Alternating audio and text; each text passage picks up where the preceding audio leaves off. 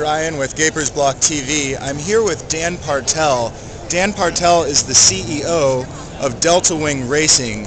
Dan, can you tell me just a little bit about exactly the implications that your announcement today means for the auto racing industry?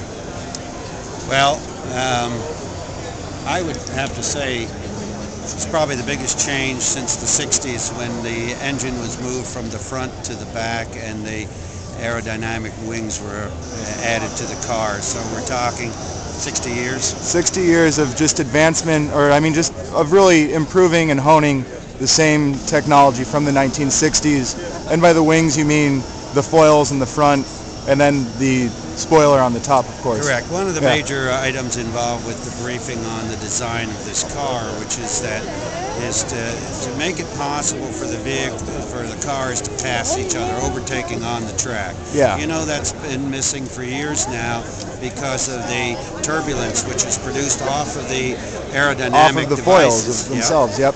And this car is designed to clean up the airflow so a trailing car can slipstream and pass. We want the passing back on the track so the public gets a chance to see the for so many years, even Indy racing had become more of a speed order, of just not of, you know, for all intents and purposes competition, but more of a time trial. Exactly. And this introduces a lot more of the game back into auto racing, of just the gamesmanship that earlier generations of auto racing and even stock car to some point still has.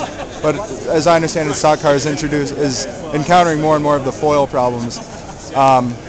Well, the downforce is generated strictly from the floor. Yeah. It's sufficient because we've more than 50% of the drag has been eliminated because the front wheels, which are so tight together now. About 40% of the drag on a race car. Okay. By bringing those together, we significantly reduce the drag. Then when you eliminate the wings, and the car is light enough, so we produce enough downforce without them. Yep.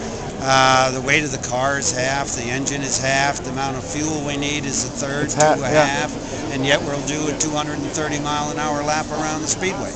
When did this project first start? What was the kernel, what was the seed that started this entire impetus? Well, actually, this is Ben Bowlby's concept, and he actually started drafting about a year ago. Okay. However, we've been talking about how cars perform on the track for 10 years now, and how we can address the issue and bring the racing back. And of course, it's very important is to bring the automobile industry back in, so anybody can participate with their engines, and I think that can help make the sport healthy real fast. Definitely, absolutely. Dan, thank you so much for your time. I know there are a lot of other people that are anxious to talk with you. It's a pleasure. Thank you.